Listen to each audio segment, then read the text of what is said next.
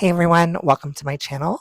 My name is Alex. Today we're talking about the book Meet the Newmans. Now, this book is Jennifer Niven's first novel. Before this, she has written biographies or autobiographies or memoirs. And I have never read any of her stuff. I just saw the cover, which looked like a Doris Day photo blowing a bubblegum, and I thought, okay, this book is right up my alley. Looked up some reviews on Goodreads, and people were raving about it. I was like, I have to buy this book, and I did, and I finished it in a day. It is really, really fun. It's a book about the 1950s to the 1960s. It is a fictional television family called the God,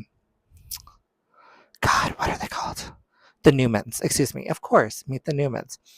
Um, and they are a real family, and they are like very, very, very famous. It is based on Ozzie and Harriet.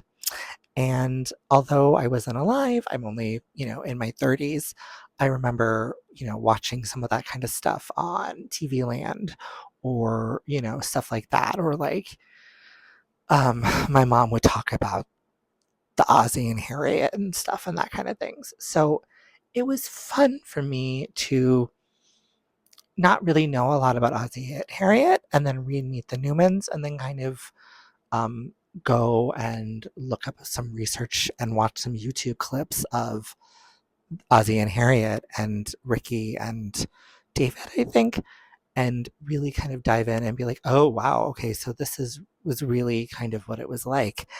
And this book is being marketed as a mix of Lessons in Chemistry and The Seven Husbands of Evelyn Hugo. Both books I loved. Now, these don't really have anything to do with Meet the Newmans, those two books, but I can understand why it's being marketed that way because it's really kind of a fun, intellectual, soapy, easy to read book. And it's a lot of fun.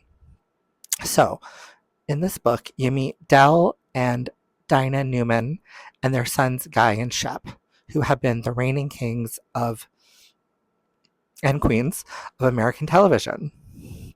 Millions of viewers tune in every week for their flawless black and white portrayal of the perfect family. Now,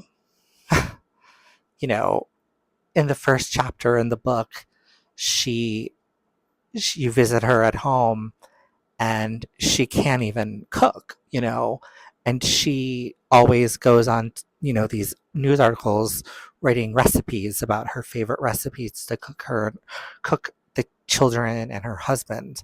And like the woman can't even cook, so it's kind of fun. And, it's the perfect family, and, behind the scenes, it's not. And that's exactly what Ozzie and Harriet their family life was. Um, so in 1964, the show isn't doing so well. And people are like, it's out of the time. Their ratings plummet. Dell harbors a shocking secret from Dinah while she grapples with an emotional numbness that is becoming increasingly pronounced.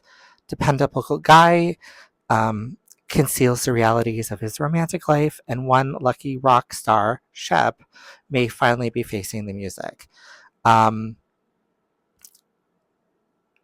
Dell gets into a car accident, and I'm not going to tell you any more. I will say there's a really cool character that comes into about in the second act of this book. Dinah resolves to take care of their fate.